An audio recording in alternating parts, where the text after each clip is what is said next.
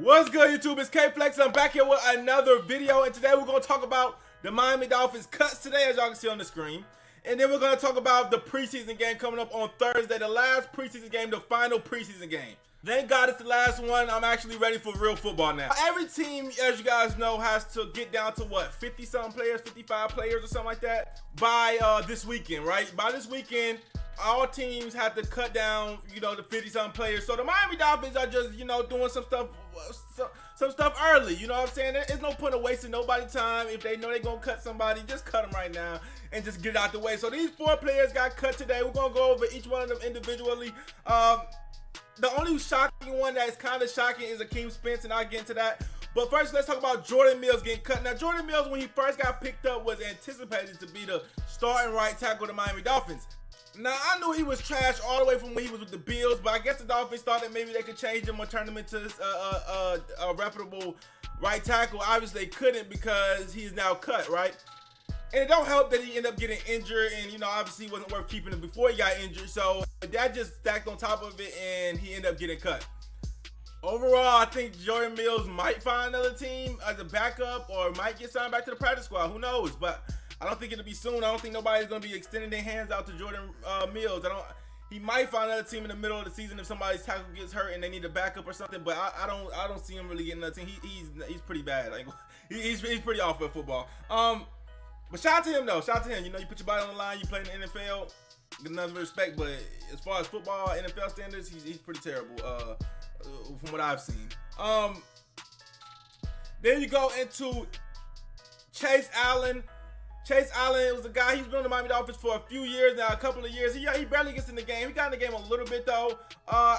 This could have been, I guess, expected because of just the amount of linebackers that we're going to be using this season. It don't look like we're going to be using a lot of linebackers all the time this season. It looks like, for the most part, we're going to be lining up with only 2 linebackers on the field, so we don't really need that many linebackers. And so I understand why we cut Chase Allen. He was probably the worst linebacker that we had as far as you know, talent wise, and then also you think about potential. You know, they might be worse, but they probably have better potential than him. So he ended up getting cut. I don't think that's a move that anybody's gonna be losing sleep over.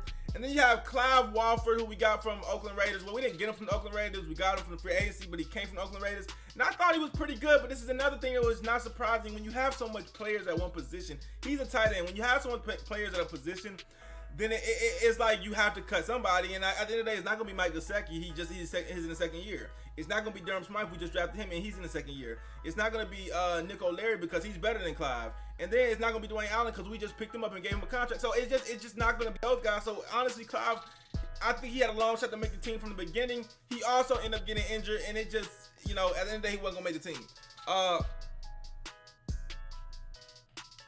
I do think Clive maybe could get another team. I'm not sure though. Get a conversation, let me know what you guys think.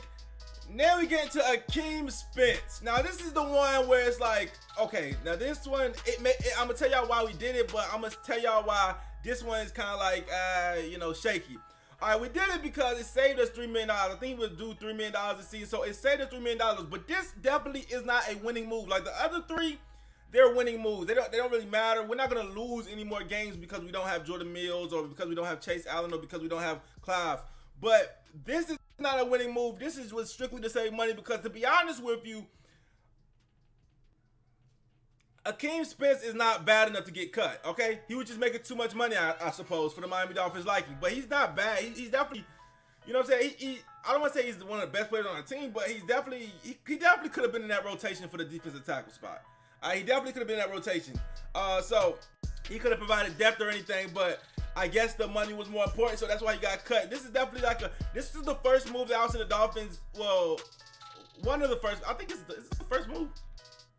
To me, at least, this is the first move that I can say the Dolphins made that was one towards look like we tanking. But honestly, we're not, because we made so many moves that show we're not tanking. But this, like, if we had just did this and not did all the other stuff like pick up Brian Fitzpatrick, then I would have probably thought we were tanking this season, because it was no reason for him to get besides the fact that we're in a rebuild mode, you know.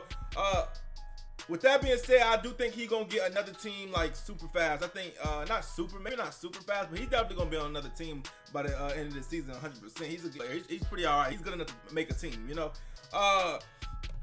But yeah, that's the only one that is like, Yeah, I still don't think we're gonna lose any more games than we would have lost with Hakeem Spence without him, unless a defensive tackle gets hurt. But at the end of the day, you know what I'm saying, that's one decision right there. That's like, that was strictly to save money. That was not to make the team better, because Hakeem Spence definitely makes the team a little better if he's on it. Okay. Now we can get into the preseason, the last final preseason game. Thank God, the Dolphins at the Superdome. This is probably going to be, well, 100% going to be the worst preseason game of all of them. The fourth one's always terrible. No starter plays ever.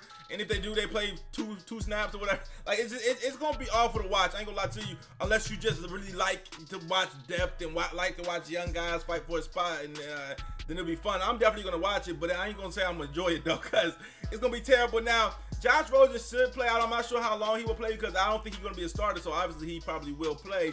Not sure how long. And also Preston Williams. So those are going to be two guys that I'm going to be looking at, really.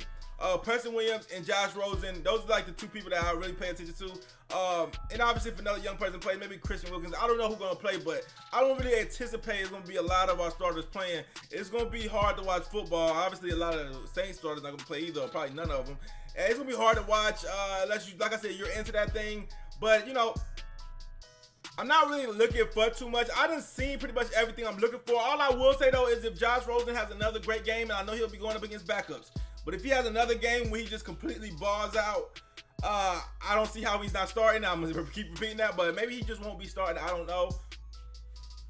I honestly don't even want to argue about it anymore, obviously. Y'all already know that I feel like Josh Rosen should be starting week 1. If he's not starting week 1, then Fitzpatrick needs to ball out, and that's just what it is. I don't really, I'm almost done arguing with it. But yeah, this is gonna be the last preseason game. I wish I could tell y'all what I'm looking for. I'm not looking for nothing though, because like I said, I've already seen everything. I feel like I've already seen everything. I will be looking for maybe Preston Williams to do something, because, you know, ever since the game 1, he hasn't really been showing up that much. You know, ever since he had a big game 1 and we bigged him up, and he hasn't really done nothing. So maybe I'm looking for Preston Williams to do a little bit more. But I mean, it's not really that vital.